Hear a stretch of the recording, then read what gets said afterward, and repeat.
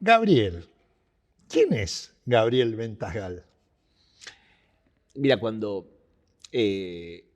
salvando totalmente las diferencias, cuando le preguntaban a Menachem Begin qué tipo de primer ministro él aspiraba a ser, él dijo, un buen judío. Salvando las diferencias, yo aspiro a ser un buen judío. Ajá. ¿De dónde viene Gabriel Ventasgal? Mi nombre original es Hernán Werhifker y de hecho Werhifker es un apellido que las personas mayores en Argentina lo deben quizás recordar porque fue el primer judío que jugó en la selección argentina y el primer judío que jugó en River Plate. Le decían a Rusito Pérez Sí, porque señor. era un apellido difícil. Es mi abuelo paterno. Lo que sucede es que mi madre y su hermana, que son Tasgal, son las hijas de una persona que se escapó de Europa poquito antes que comience la Shoah. Y él nunca hablaba de la Shoah, pero conmigo sí me explicó lo que le había pasado con la familia de él y tuvo 2 hijas. Por lo tanto, si alguien no se ponía el nombre del hombre, el apellido desaparecía. Y al fin y al cabo sería una especie de triunfo doble para Hitler, porque no solamente asesinó a toda mi familia en Europa, sino también hubiese asesinado el nombre. Claro. Entonces ahí tomé mi segundo nombre, que es Gabriel, y Ventasgal, y ahí perpetuamos el apellido.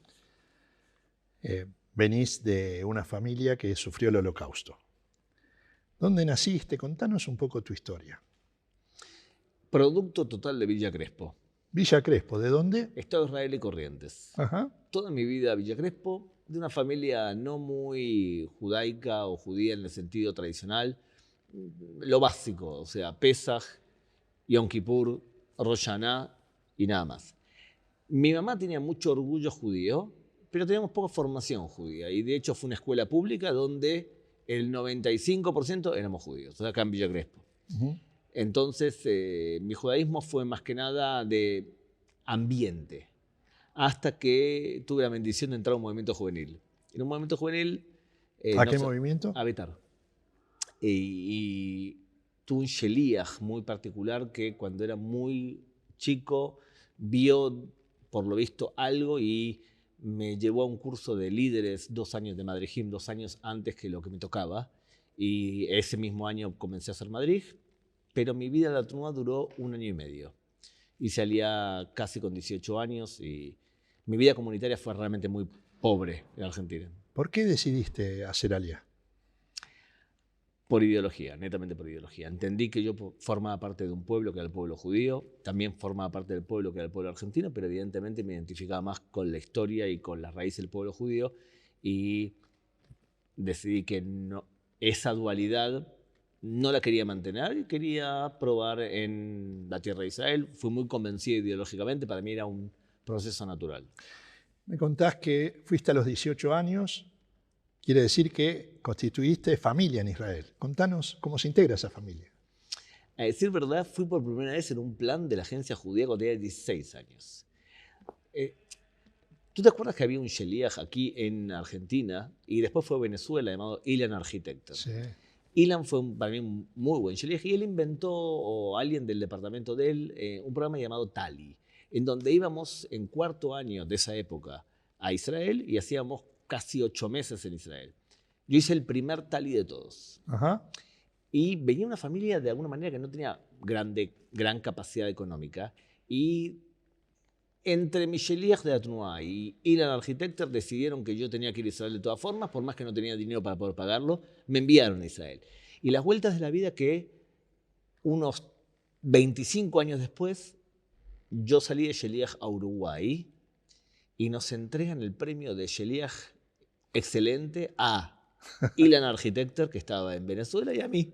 Qué lindo. O sea, fue cerrar un ciclo. Sí, Fíjate cómo a veces invierte a alguien en tu educación y tal cual. nadie sabe dónde va a parar. Y la eso. satisfacción Tal de ese cual. momento, ¿no? Exacto. Pero de todas formas me fui a vivir a España y ahí conocí a mi esposa y tenemos 2 hijos, Eitan y Galit, y Eva, que es mi esposa, que también es guía, entre otras partes, por ejemplo, de Taglit. Entonces le va muy bien. Uh-huh. Pegamos un salto y nos vamos a Hatzat Asheni. ¿Qué es? Un sobreviviente del Holocausto de Venezuela llamado Roby Croitorescu estamos una vez en Tel Aviv y me invita a preguntarme qué haría en pos de Israel si tuviese medios para poder hacerlo. Entonces, mi respuesta fue más o menos como hablaría menos y haría más. Y empezamos a hacer cursos de capacitación y él ya tenía el nombre pensado, que era Tzadayení. Yo le modifiqué un poco la traducción, en vez de poner la otra cara, puse la cara de la verdad. Y levantamos una organización que estratégicamente tenía varios fines. O sea, vos sos uno de los fundadores. Sí, está bien, con Anabela, Jaroslavsky, Robert Gritorescu, especialmente gente de Venezuela. Gente de Venezuela muy comprometida con su identidad judía y con la defensa del Estado de Israel. Y empezamos a trabajar en comunidades y a producir material bajo la premisa de que uno de los problemas que tiene la producción de materiales o la defensa de Israel es muchas veces el ego comunitario. Entonces lo que hicimos fue, nosotros renunciamos al ego comunitario en el sentido que nosotros producimos materiales. Producimos un libro, si lo va a publicar la comunidad judía de Colombia, lo va a publicar con el logo de ellos. Nosotros hacemos el trabajo de contenidos. Entonces empezamos a trabajar con esa visión y a producir muchos materiales en habla castellana y portuguesa, o sea que no sea una excusa la falta de materiales. Y eso fue lo que hicimos. Fuimos ganando legitimidad a nivel comunitario y hoy en día trabajamos en 22 países con unas 40, 50 comunidades. O sea, es una organización. Sí, es una organización que puede perfectamente vivir 100 años más o puede desaparecer en 5 minutos. No creo, pero... Es una idea. No hay oficinas, no hay gastos de secretaría, no hay gasto de electricidad. Es una idea. Producimos proyectos. Si los proyectos tienen éxito, entonces sobrevivimos. Si los proyectos son captados y aceptados por las comunidades con las cuales trabajamos, va a tener éxito. Y si no, va a dejar de existir. En un momento dado me dijiste que pensaste y expresaste que mejor hacer que decir. ¿Qué es la vara? De alguna manera es aumentar el nivel de contenidos y tener los medios para poder explicar cosas que suceden. Para poder hacer cualquier cosa en la vida necesitas dos cosas: intenciones y capacidades. Las vara lo que te provee es de las capacidades para poder cumplir si tenés intenciones. Cuando una comunidad, por ejemplo, no tiene portavoces, es que o bien no tiene intenciones o bien no tiene capacidades para poder producirlos. Entonces, las vara de alguna manera es tener los contenidos de varios temas, porque lo que tiene que ver con el conflicto palestino-israelí o la vida de Israel en el Medio Oriente o la vida judía en general no puede resumirse a un tema solo. O sea, tú no puedes decir que la postura del mundo con respecto a Israel se debe a que todo el mundo es antisemita. Primero, porque todo el mundo no es antisemita. Y segundo, porque no hay una explicación macro así. O sea que hay que, en la medida de lo posible, si te dedicas a esto, tener contenidos de ley internacional, de antisemitismo, de política del Medio Oriente, de islam, de judaísmo también, y entender cómo piensa la política local en el continente. O sea que, de hecho, para dedicarte profesionalmente a eso, tienes que tener contenidos en varios temas que son complementarios y que hay que tomárselos en serio. A ver, vos hablas de tomar profesionalmente, pero me imagino que ser portavoz de una comunidad hay algo más que el trabajo profesional. Tenés que tener los contenidos, pero también tenés que tener las intenciones. Cuando digo las intenciones es poder en un momento determinado adaptar el mensaje a las necesidades específicas. ¿Y juega el sentimiento acá? Sí, en la medida de lo posible hay que intentar hacer como si fueses que lo miras desde afuera el problema. Te doy un ejemplo. Si viene un periodista, como me ocurrió a mí en Venezuela, y me dice que ¿qué derecho tienen los judíos a un Estado propio? Claro. Nuestra reacción inmediata sería tratarlo o bien de imbécil o bien levantarte e irte. Y la verdad es que no es una buena respuesta, primero porque estamos en televisión, estamos en directo y además porque al fin y al cabo terminaría ganando él la situación. Él te está agrediendo y diciéndote que el Estado de Israel no tiene derecho a existir porque él no lo entiende, entonces tú te enojas y te vas.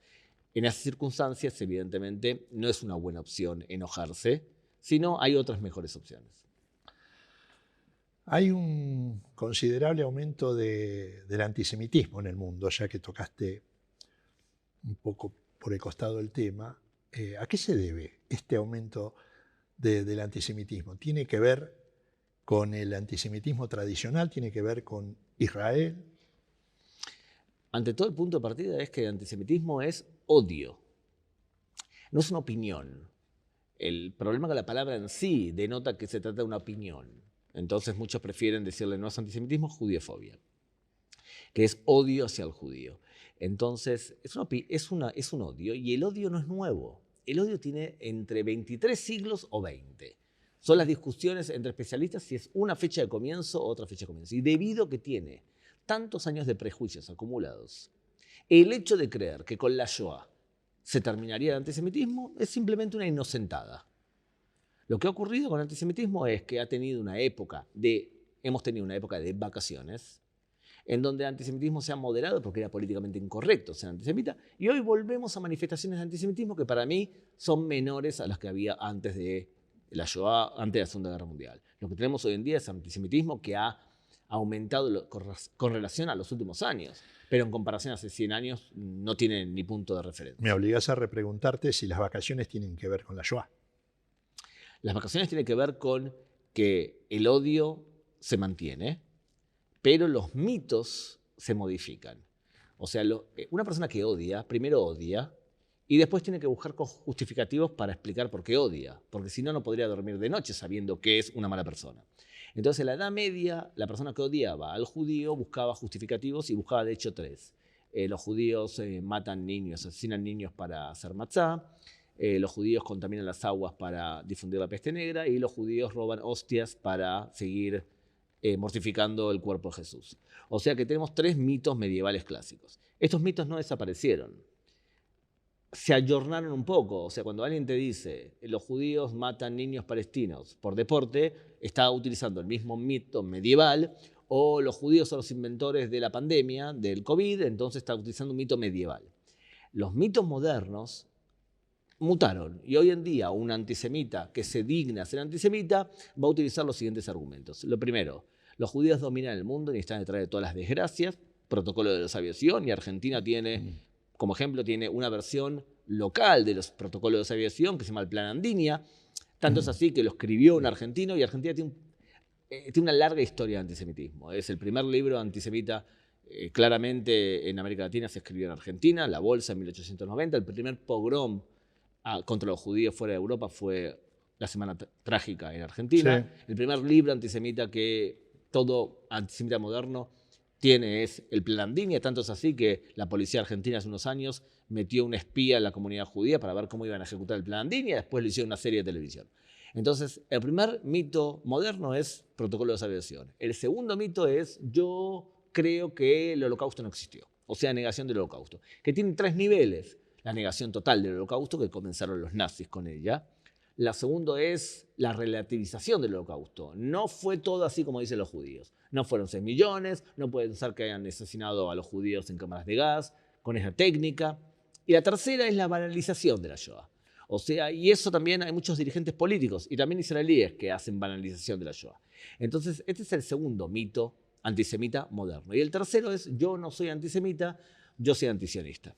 Entonces, esa es la forma de hablar de un antisemita moderno. Ahora, lo que ha ocurrido es que si en el pasado los portadores principales del antisemitismo eran la Iglesia y la extrema derecha, hoy los portadores del antisemitismo moderno son esencialmente restos de la extrema derecha, especialmente la extrema izquierda y especialmente la inmigración musulmana en Europa.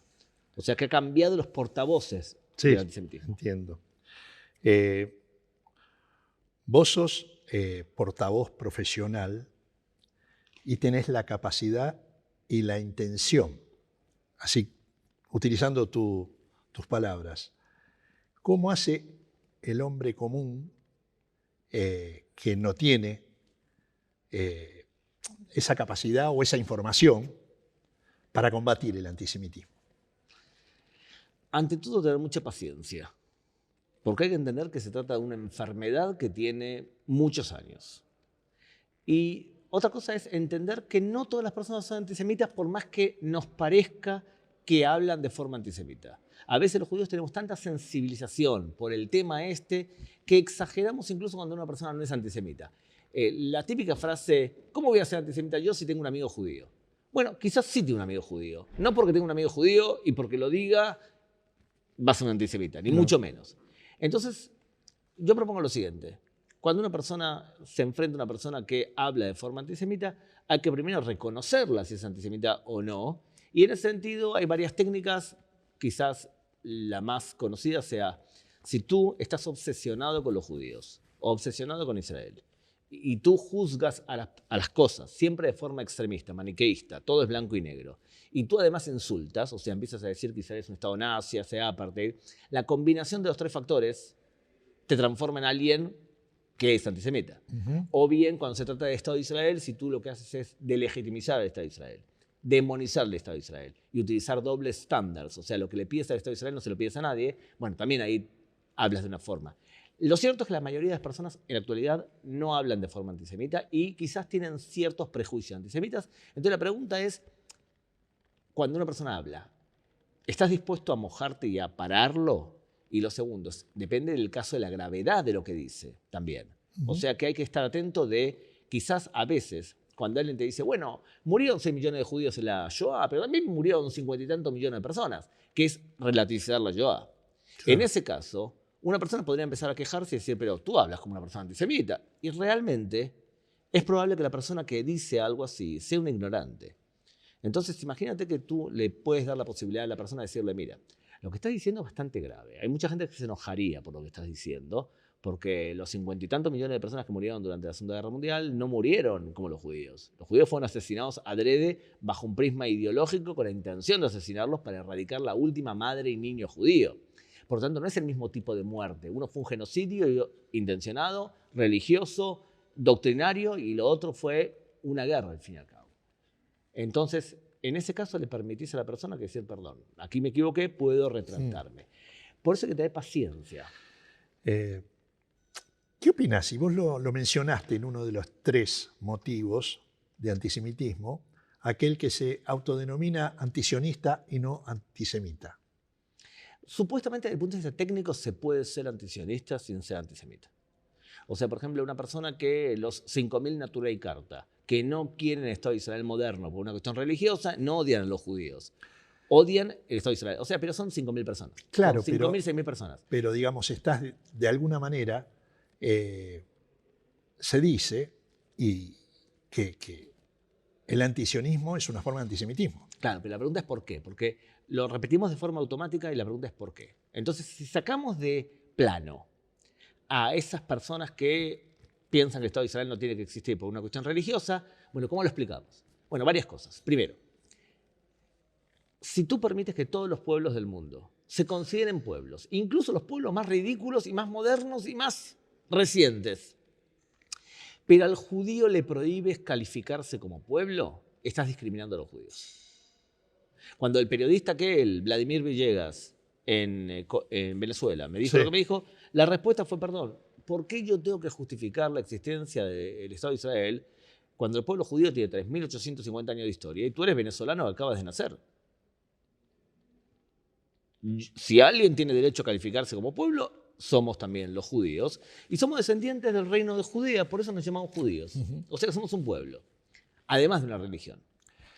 Eso es lo primero. Sí. O sea, si tú permites que todo el mundo sea pueblo, salvo los judíos, estás discriminando a los judíos por primera vez. Segundo, si tú permites la aspiración nacional de cualquier pueblo y piensas que todo pueblo tiene derecho a una aspiración nacional, salvo los judíos, que son sionistas, estás discriminando a los judíos por segunda vez. Si tú permites la existencia de 193 países sobre la faz de la tierra, salvo el Estado judío, que quieres destruirlo, entonces estás discriminando a un solo Estado. Si tú quieres destruir a todos los Estados del mundo, bueno, es otra cosa. Pero si el único Estado que no te parece que tiene derecho a existir es el judío, estás discriminando al judío. Y además, ¿a ti te molesta si hay alguien que es argentino y chino?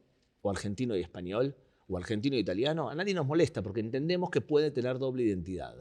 Pero si al judío no le permites tener doble identidad, estás discriminando al judío. Por lo tanto, discriminar al judío, no le permitís doble identidad, no le permitís sentirse pueblo, no le permitís aspirar a la identidad nacional y no le permitís existir como Estado, estás discriminando 4 veces al judío. Discriminar al judío tiene un nombre: antisemitismo. Hablaste de judío chino, judío español, judío argentino. ¿Hay judíos antisionistas?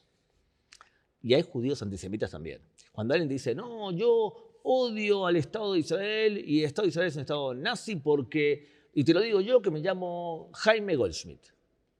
La respuesta es dos palabras esenciales. ¿Y qué? Se puede ser judío y ser ignorante, se puede ser judío y ser imbécil, y se puede ser israelí y ser tonto. Somos un pueblo normal, tenemos de todo. Lo que pasa es que a nosotros nos duele, especialmente porque no esperamos que un judío sea un ignorante y un judío quiera la destrucción del propio pueblo. Lo que pasa es que en la historia del pueblo judío, el fenómeno del autoodio existe y no es algo desconocido. Existió un partido nazi creado por un judío, un partido pequeñito, la sucursal nazi judía. O sea que existe algo así. En general, este autoodio judío suelen ser personas de origen europeo, con muy poca formación en temas de judaísmo y de historia, y que consideran que los pueblos judíos no son pueblos, sino simplemente una cultura. A nosotros nos molesta especialmente porque no esperamos de alguien que sea así. Pero justamente hay que tener paciencia, hay que entender que no por el hecho de que una persona sea judía va a ser inteligente. Somos un pueblo normal. En las últimas semanas se dio que llegó a la Argentina el avión iraní-venezolano. Bueno, y se generó lo que se generó. ¿Qué opinás al respecto? Irán no puede competir militarmente con Israel. Es un tigre de papel comparado a la capacidad militar que tiene Israel. Israel en la actualidad está atacando a Irán en dos lugares esenciales. El primero, en suelo sirio, porque Irán intenta desarrollar capacidades misilísticas para abrir un nuevo frente de combate contra Israel y sacar los problemas que tienen internos hacia afuera. Y lo segundo, por el tema nuclear. Entonces, últimamente han fallecido milagrosamente un montón de científicos nucleares iraníes, e Irán, cuando sufre los varapalos, supuestamente tendría que responder militarmente, pero no puede. Y no puede porque si atacás a Israel vas a ser castigado 10 veces más y por lo tanto no lo pueden hacer. Lo ideal para Irán sería que Hezbollah, que sus proxies, hagan el trabajo que él no puede hacer.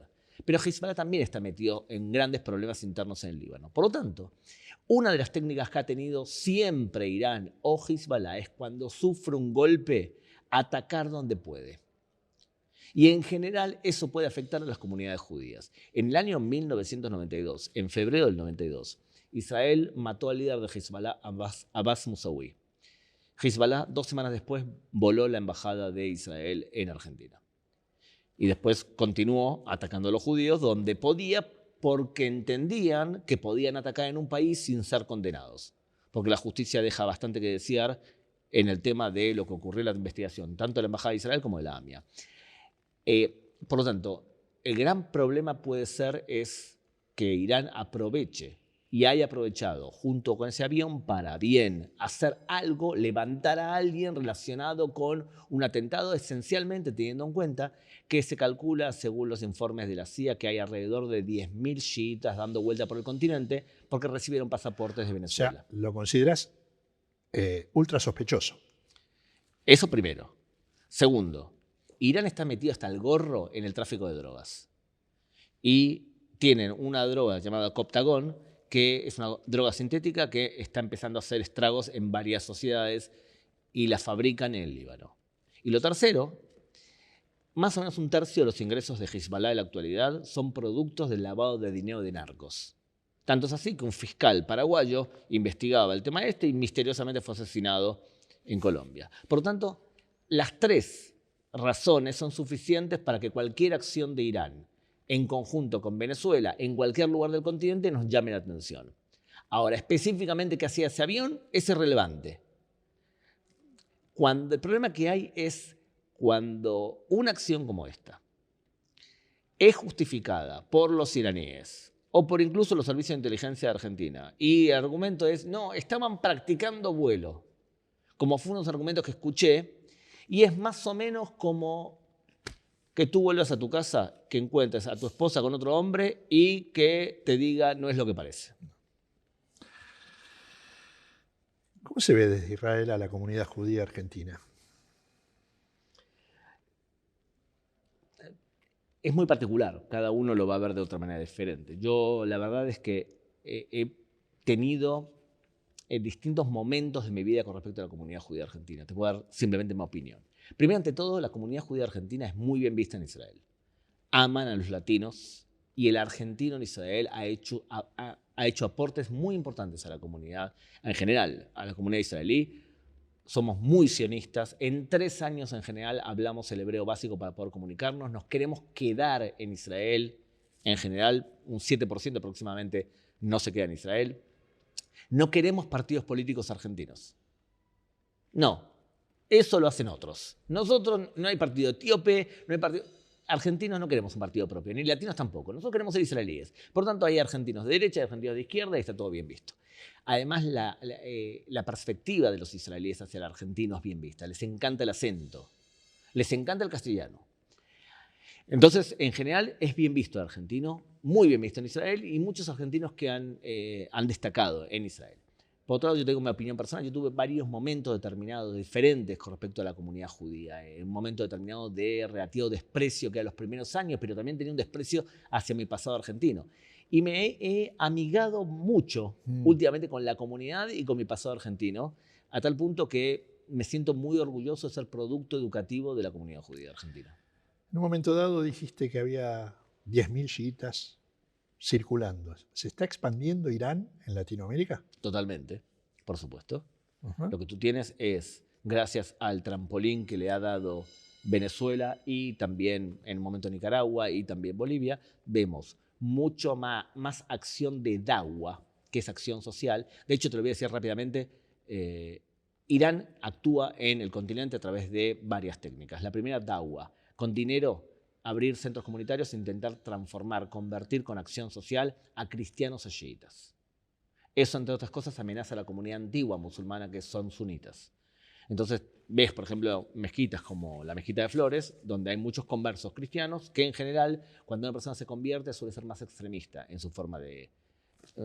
Musa Rabbani, cuando abrió un montón de comunidades en todo el continente. Eso es lo primero. Lo segundo, tiene una televisión en español, que la de poca gente, pero que tiene cierta trascendencia, se llama Hispan TV, e intentan explicar la ideología chiita en el continente a través de noticias supuestamente objetivas. Lo tercero, han descubierto, milagrosamente, que no hace falta influir en tanta gente. Ellos pueden perfectamente pagarle a un político allegado para que sea su portavoz. En Argentina le han pagado a Luis de Lía, todo el mundo lo sabe, pero en España le han pagado al vicepresidente. El vicepresidente español, Pablo Iglesias, ha tenido un programa de televisión llamado Fuerte Apache en Hispan TV, que no lo veía absolutamente nadie, muy poca gente, y el tipo recibió una cantidad de euros para transmitir la ideología justamente de Hispan TV. Entonces ahí tienes 3 formas de ingreso. Cuarto, están muy relacionados con todos los grupos etnocaceristas, o sea, araucanía, mapuches y demás, porque lo ven como alguien que es una alianza natural. Además, están metidos hasta el gorro en tráfico de drogas y de armas, porque en general los malos se unen.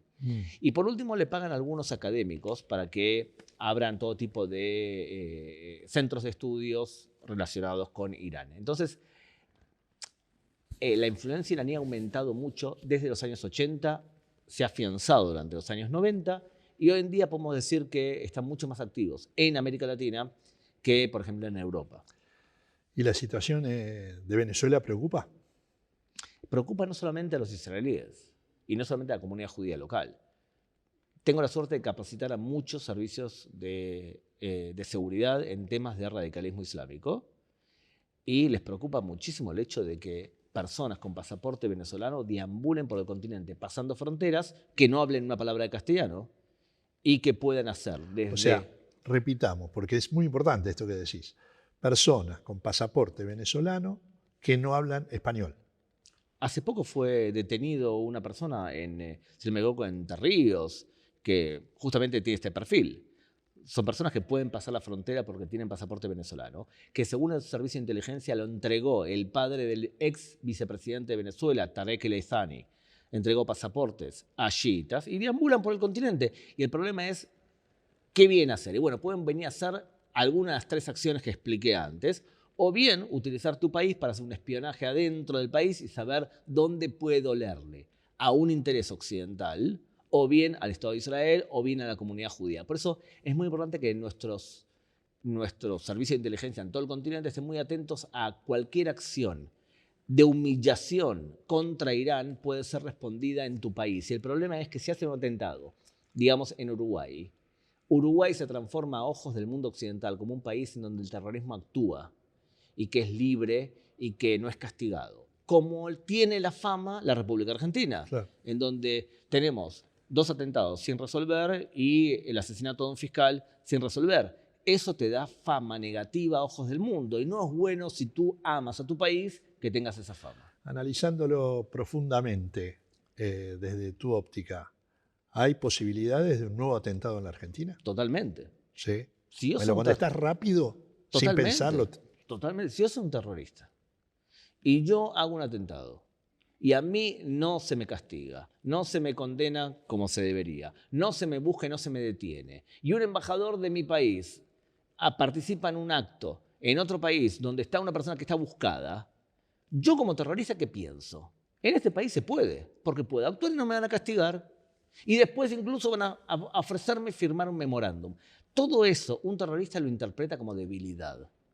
Y por lo tanto, se puede actuar. Y además estamos hablando de una sociedad, de un país muy abierto, un país muy permeable, donde encima tenés factores que te pueden ayudar a hacer cosas localmente. Hacer la inteligencia local, conseguir de los materiales que necesitas. Sería realmente un pensamiento inconsciente creer que no puede haber No un hay cuarto chance. atentado acá. ¿Y cómo ves o cómo ve Israel? No te lo voy a preguntar particularmente. ¿Cómo ve Israel la afinidad política, la afinidad de los políticos argentinos con Venezuela? Mira, yo te voy a responder de otra manera porque Digo Venezuela, digo Irán. yo en general considero lo siguiente. Un gobierno puede ser de izquierda o de derecha, según tu país. Incluso puede ser de extrema derecha o de extrema izquierda en el país donde tú habitas. La pregunta del millón es si es modernista o no lo es. Un partido político modernista es aquel que considera que todo lo que hemos logrado como humanidad se debe respetar y voy a hacer reformas de acuerdo a mi ideología. O sea, si yo creo que el país necesita más competencia, ser más competitivo, quizás voy a reducir la intervención del Estado y voy a impulsar a la competencia. O sea que voy a ser más de derecha. O bien puedo decir, yo quiero una acción del Estado más vehemente para alcanzar justicia social en el periodo de gobierno que yo estoy. Pero voy a mantener buena parte de la estructura estatal. Un régimen o un gobierno que es posmodernista se suele aliar con los premodernistas y ambos tienen una cualidad y es que quieren destruir al sistema.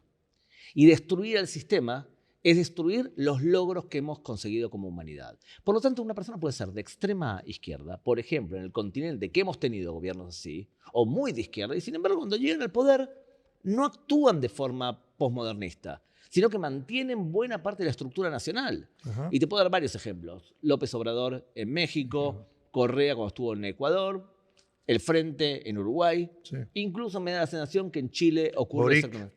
Exactamente, Boric en Chile, me parece que van por ese terreno. Yo te iba a Sin decir. embargo, tenés gobiernos como el de Chávez que destruyó Venezuela. Entonces, si nos planteamos incluso en Argentina, bueno, el gobierno actual no es posmodernista.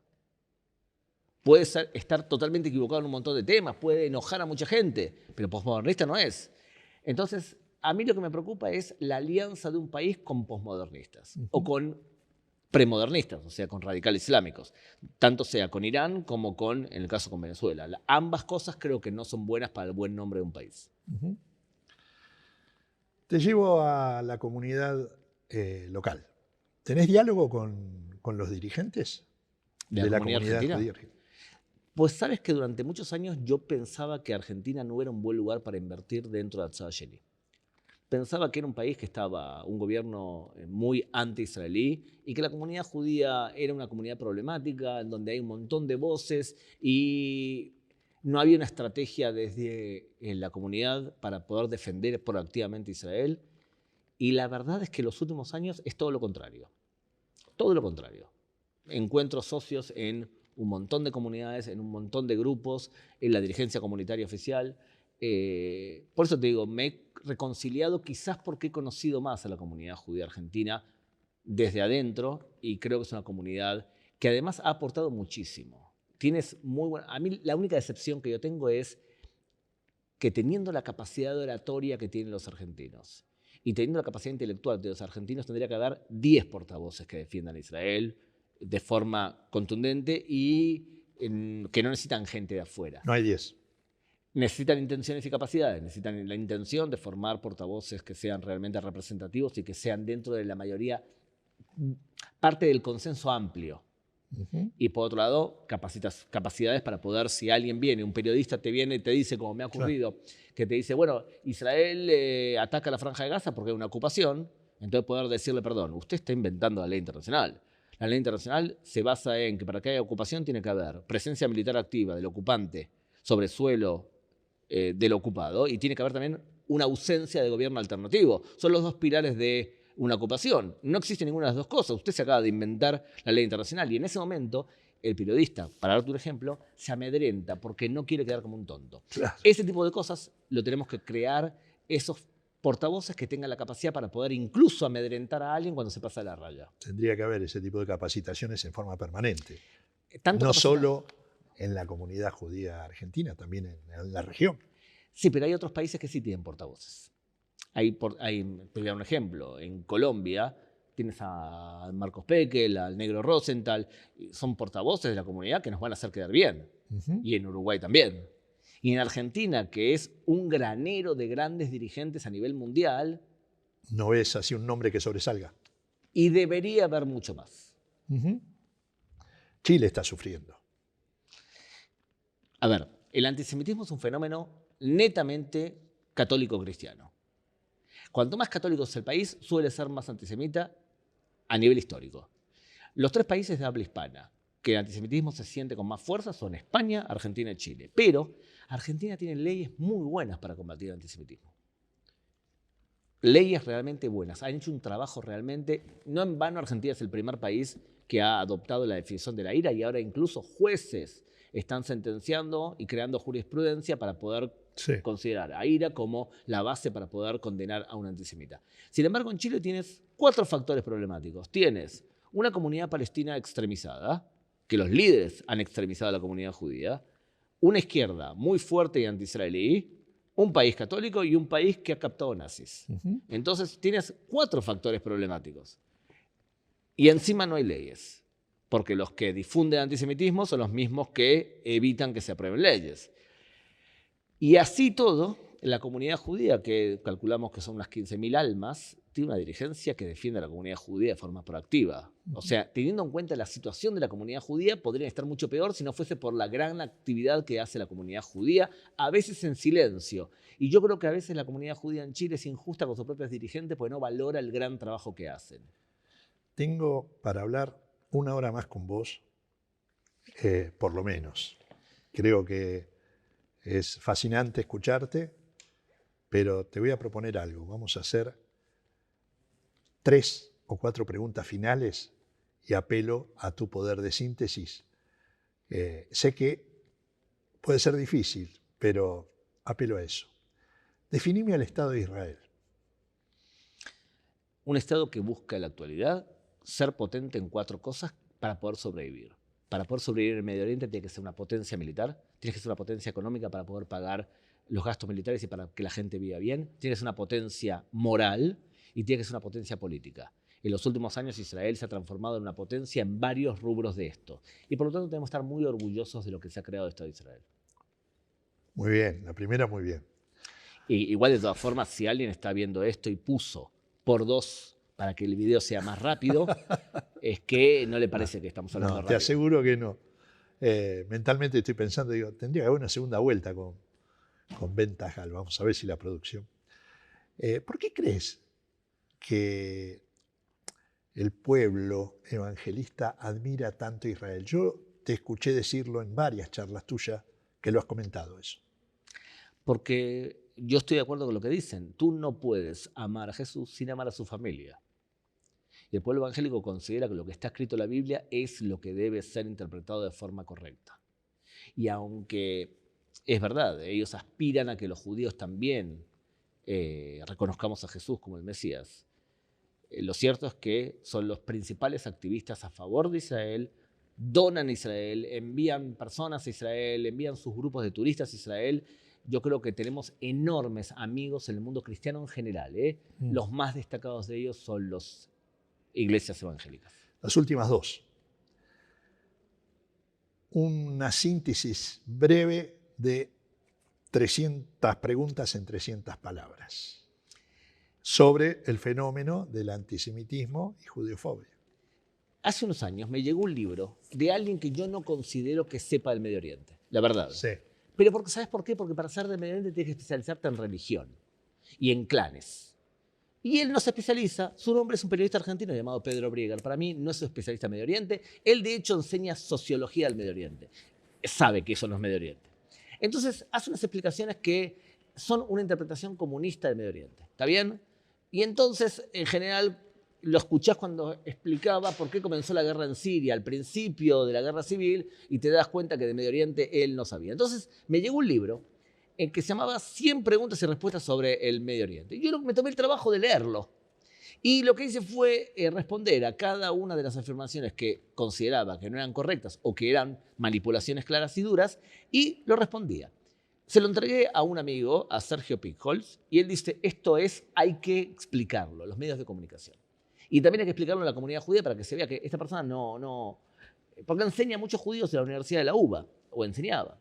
Entonces le dije, hay un problema, me va a hacer juicio. Me va a hacer juicio a mí, y no que tenga problema. Me va a hacer juicio porque para poder ser yo correcto y moral, yo tengo que mostrar lo que él escribió, y por eso corregirlo. Pero tengo que mostrarlo antes, me va a acusar de plagio. El juicio lo voy a ganar, pero voy a estar invirtiendo tiempo sin ningún sentido. Y pasó algo milagroso en el pueblo judío, Gustavo. Y era que, me dice Sergio Pickholz, hay un problema. Tenemos el dinero para publicar los libros y no tenemos libros. En general el pueblo judío es al revés. Primero está la idea, después se busca el dinero. Teníamos el dinero y no el libro. Entonces recordé una técnica que me había explicado un profesor de publicidad en Barcelona que me decía, si usted no sabe responder algo en 100 palabras, dedíquese a otra cosa, usted no puede ser comunicador. Entonces, ¿sabes qué dije? Si él escribió 100 preguntas, yo voy a escribir 300. Y si él escribió libre, yo voy a escribir en 300 palabras. 300 por 300. Y así salió el libro 300 por 300 del conflicto palestino-israelí, que se publicó en unos 14.000 números. Yo lo leí. Ahora continúo. La verdad que lo recomiendo. El 300 por 300 de antisemitismo. Y la idea de antisemitismo es explicar la historia del antisemitismo, los orígenes teológicos del antisemitismo, cómo se manifiesta el antisemitismo en la actualidad, y modelos de antisemitismo y modelos también para poder combatirlo. Y también son 300 palabras, y te doy un anuncio antes, y es que está casi terminado el 300 por 300 de Islam y Medio Oriente. O sea que este es un libro nuevo que supongo que va a tener más importancia porque el antisemitismo es un tema más relevante para muchas comunidades. Bueno, Gabriel, un placer enorme, de verdad. Te agradecemos esta cátedra y bueno, seguramente te estaremos invitando nuevamente en alguna otra oportunidad, así que gracias. Por favor, y felicitaciones, Gustavo, por el trabajo que haces en Vis a Vis. Realmente es un placer enorme y además sabes perfectamente que cuando realmente quiero difundir algo, enseguida te busco y te pregunto si no te molesta, si puedes difundirlo, y enseguida siempre es un sí lo tuyo, así que muchas gracias. Muchas gracias a vos.